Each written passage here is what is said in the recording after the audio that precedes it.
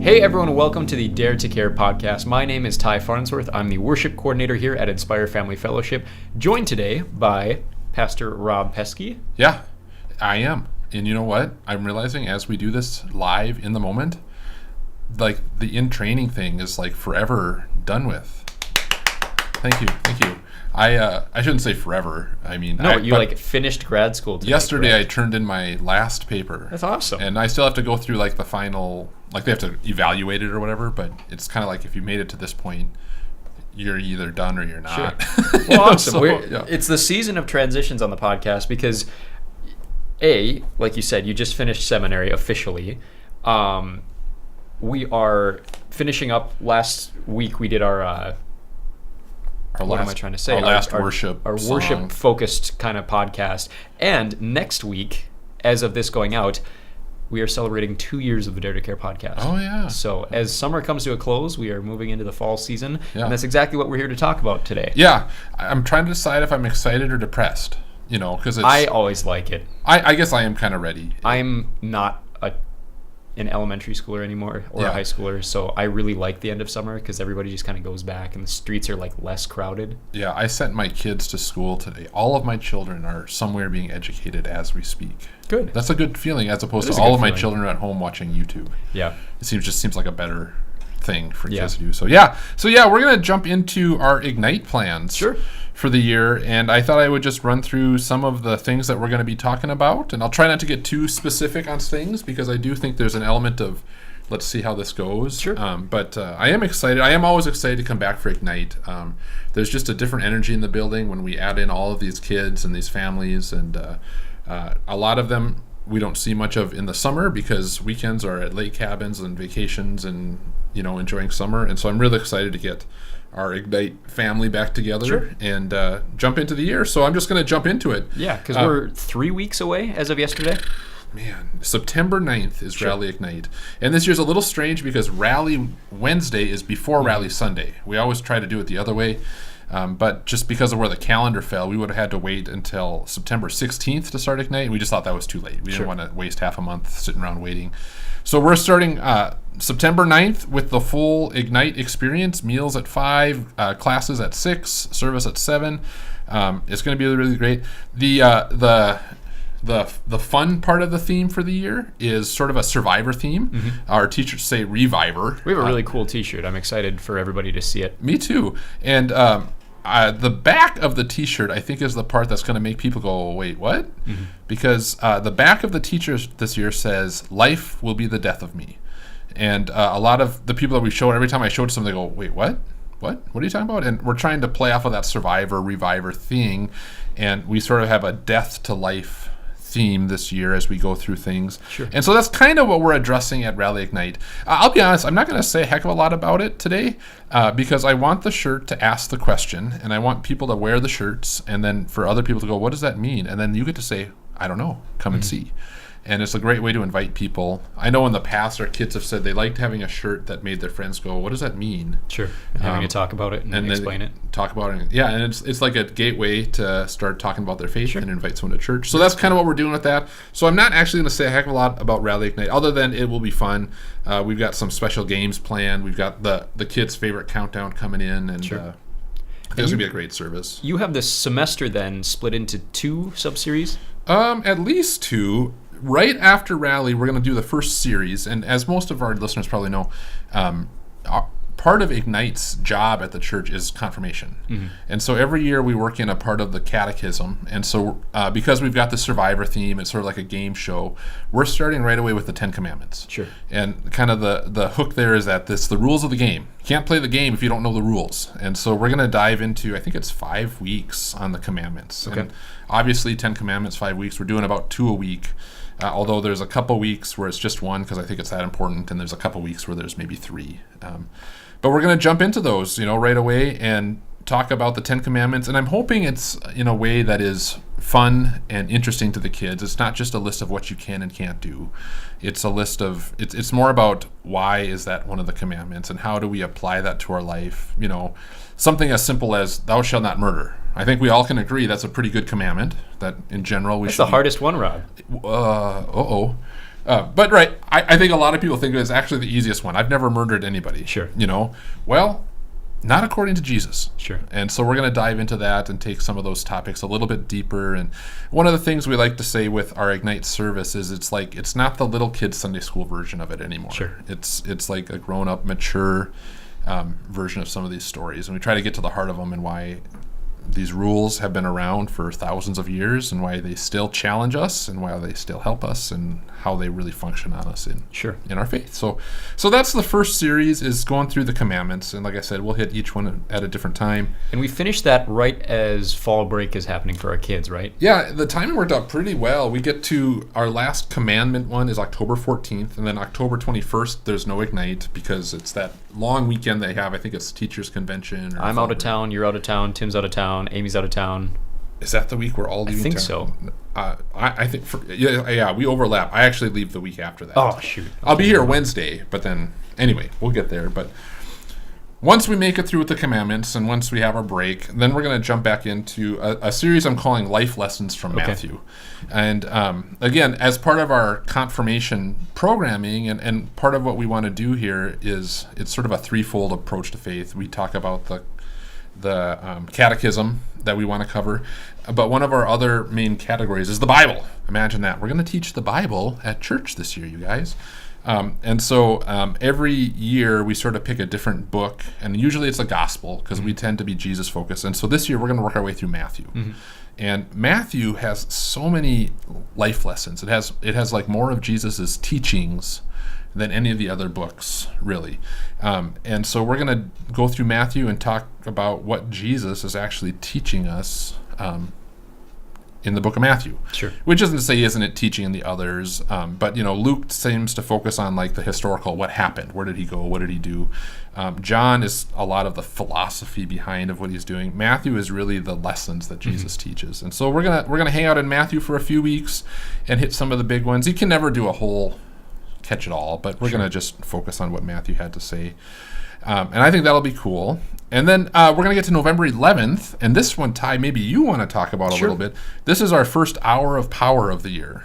Yeah, it's interesting because it's an hour of power. It's a Wednesday service that falls during Veterans Day. It's right on Veterans Day, yeah. So it's a really weird week for the kids. I don't know if that's the only day they have off that week. It is. Where it's like they go to school Monday, Tuesday, don't go Wednesday, and then Thursday, Friday. And so, not to step on Kate and Isaac's toes, but what we have planned at the moment, and this is subject to change, is kind of a weird service anticipating that our kids are still going to be in town, able to do things, but not having gone to school all day and needing some kind of structure in their evening. And so we're going to hopefully do a service project night. Kate was talking about that. I think that's super cool. Maybe try to take advantage of the extra time kids may have that day, realizing they probably still have their sports practices or whatever else. But yeah, I think that'll be neat. And then move into Hour of Power. We may do something related to Veterans Day. I haven't quite decided yet. I'm going to get Randy's opinion on that. Sure. But it's a major U.S. federal holiday, and with kids out of school, I think it's going to be a cool night where hopefully we have numbers that are normal. And we can do something really cool with it. We've seen nights of worship work not only on Wednesday, but we just had one on Sunday that went over, I thought, really well. Yeah, and I have a love-hate relationship with Hours of Power. I love them. But I think there's a lot of people that, oh man, we got to sing. I'm not really a singer. And I just want to encourage anyone that's listening, it's more than just singing. Yes, there is some more songs, but we always work in some extra time for prayer. We try to make it very interactive, so even if you don't sing or you're not interested in leading a prayer, that you are engaged in the service. And for me, what's so special about these services is I think a lot of people carve out time, because we force them, to actually connect with God. Like it's not necessarily Rob or Ty or Randy that they're hearing from. They're actually hearing from God because they're praying to Him, they're talking to Him, we're getting deeper into the Word, and I think that's a really good thing. And most of the time, people walk into Hours of Power going, I got to do this thing, and they walk out going, man, I needed that. Man, that was a good thing. And so I'm excited I'm always excited for one of those because I just know worship heals us. We were built to worship, and God uses worship to heal us. And so I think a lot of healing will be able to take place during that service. So that gets me excited. And then out of that, I think we have maybe 2 more weeks, well, technically 3 more weeks of Matthew, where we're still kind of doing the life lessons thing. November 18th will be a normal sort of service like we're used to. But then we're already to Thanksgiving. And our Thanksgiving service, if you never come, is a great service, but it'll be similar to other ones. A little more quiet. We usually do some sort of congregational sharing. We talk about things we're thankful for and how God has been working in our lives. And we're going to keep that going. We're just going to connect it to Matthew because we're right in the middle of that Matthew series. And then finally, December 2nd, we're already at Christmas, you guys. Yeah. It's always weird because the way the Wednesday calendar falls, we have Thanksgiving and then immediately have Christmas. It happens every year. Yeah. And so it's kind of this exciting rapid switch of holidays. Yeah. It's really soon this year. It's an early one. And we always wrestle with this because we love doing Ignite and people love Ignite, but we also know how insanely busy December is.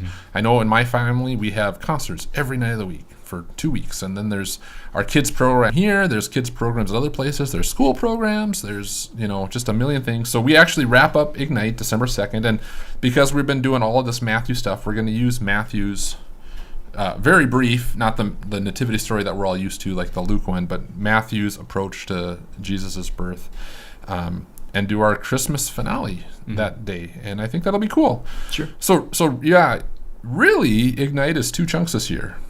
10 Commandments, Book of Matthew. Sure. And then when we get back, I don't know if we need to go into the spring programming here. That's still a long ways out, and maybe we can do a podcast about that when we get a little closer. But and then the rest of the year, we have a couple other different series in there and stuff like that. But I think it'll be neat. I think it's good. It's good to teach teenagers rules. Yeah. I mean, I know none of our listeners ever, as a teenager, rebelled or questions the rules that God puts out there. But I think that's something that's important for our kids to learn. And not that they're going to follow all of those rules. I mean, none of us do.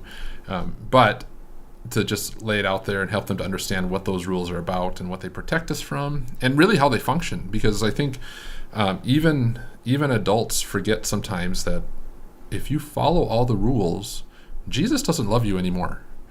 You're never going to hit a point where it's like, man, you know what? You're so good. I guess Jesus doesn't have to die for you. And so what I'm really hoping that does is help us see our own sin and convict us so that we can repent and receive the forgiveness of our sin that Jesus has given us. And I think that's what's really neat about that. And like every year at Ignite, there's going to be some stupid stuff that happens. Some skits that we have planned. We have a special guest appearance by Tasmanian Tim, who is going to be leading some games with the kids during the service, which will be very entertaining. I don't want to spoil it, but there is nothing I love more than embarrassing my brother in front of a large crowd of people. You have a history of it. Yep. And so Tasmanian Tim will be showing up to do some games with us. There'll be music. We've got some new songs. Something I'm really excited about is we've got some really old songs coming our kids' We're throwing a few hymns in there just to cycle around. We did this, was it last year? Maybe. Last fall semester, maybe. Yeah. But this year, I think we're really going to... You've been talking a lot about tackling hymns so that as our kids go off into the world, into different churches, there's a connection there that maybe they wouldn't have had if they weren't exposed to older music or older worship. Yeah, a lot. I'm old enough to say I grew up singing hymns, but just barely, because I'm also young enough to say I grew up singing mostly praise music. And I was thinking about our kids, and for me, Wednesday nights are about equipping especially our kids, but even the adults, to go off into the world on their own. Because in a perfect scenario, our middle school and high school kids will be with us for 6 or 7 years. They'll get confirmed, and then they will go out into the world and carry this message with them. And I was thinking about specifically one of our kids who is a great member of our community, very active in our youth group, loved worship, and she went off to college, and I was talking to her over the summer, and she said, yeah, the church I ended up going to is this small country church, and I am by far the youngest person there, but the people are nice, they're preaching the word, and yeah, it's a lot of hymns, which isn't my favorite thing, but it's a good church. And to me, I think that's a win. I think that's great. She went out and found a good church. But I could have equipped her better to understand hymns and how it worked and have her, give her some familiarity with it. So if that's where she lands, that's where she lands. And, a lot of our kids sooner or later are going to end up at a funeral. And a lot of times we throw out the hymns during the funerals. And so I think it's a good way to connect our future of our church with our past of our church and give us some common language. And so I'm excited about that.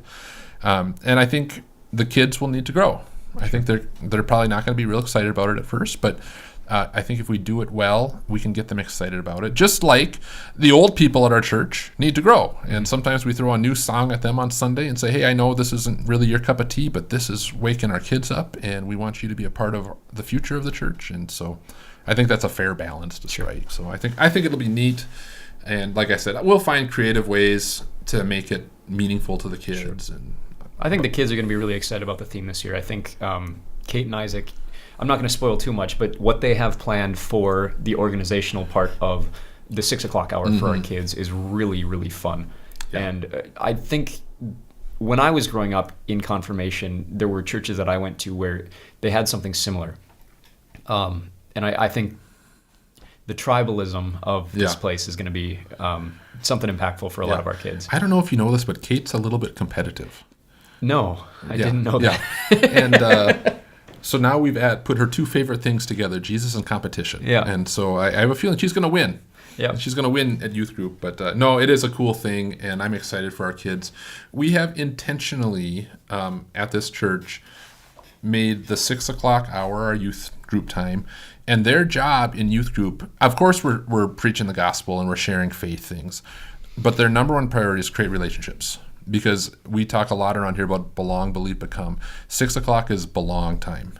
Get to know the kids, get to know each other, get the leaders involved with the kids, and build relationships.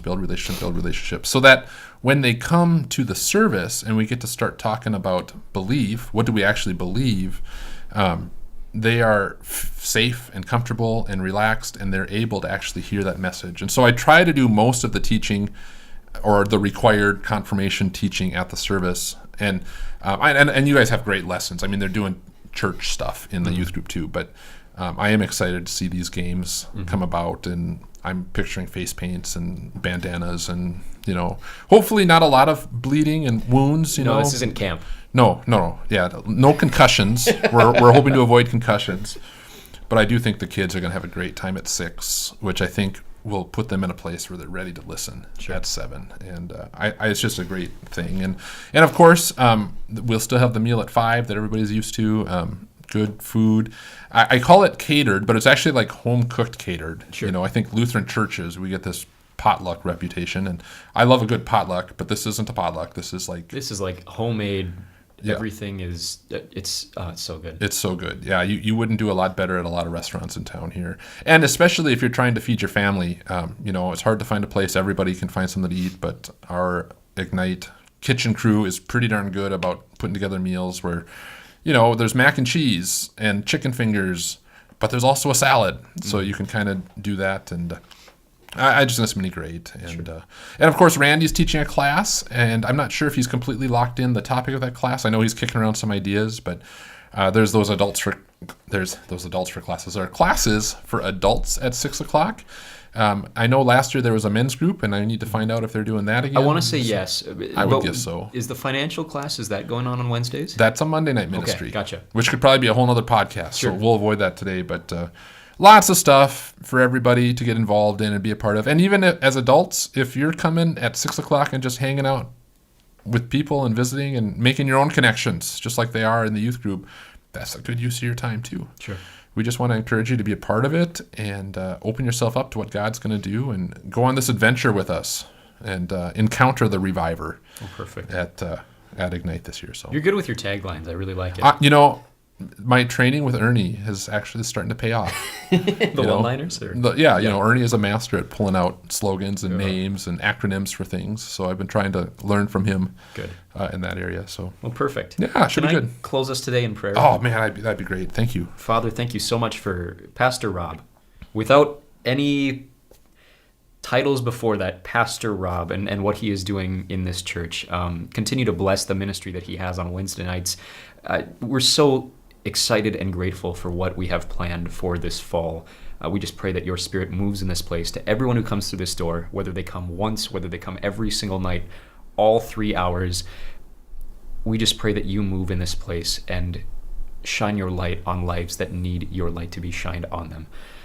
Bless Pastor Rob as he preaches. Bless all of us who are volunteering on Wednesday nights. We're so grateful for everything that you do to move in this place, Father. Thank you so much for Wednesdays. We love you. We worship you. It's in your name we pray. Amen. Amen. Thanks, man. Yeah. Do you want to touch just for a quick 10-second recap, or not recap? Next week is Inspire You. Yeah, Inspire You if you're around, and if you're a volunteer. First of all, volunteers, show up. You have to come. Volunteers, sign up. Go to the website. Next Wednesday, be there. 5:30. If you want to be a volunteer, if you've thought for a while, I should get involved, I should do something, this is the perfect time to jump in the pool, because we're going to teach you how to do it. I've always wanted to serve communion, but I don't really know how. That's what we're teaching you. Oh, I wanted to be on the tech team. That sounds cool, but I don't know how. That's what we're teaching you. Okay, so and it's all these different areas. Go to our website, sign up for one, and jump in the pool. And, if it's not a fit, you're not married to it. We can switch teams. We can find a place for you, but get involved. And I can't stress sign up on the website, because I don't want to be left over, have 10 pizzas left over. Or worse yet, I don't want to have not enough pizza. Oh my gosh, there were so many people last year. It was like, oh man, I can't imagine.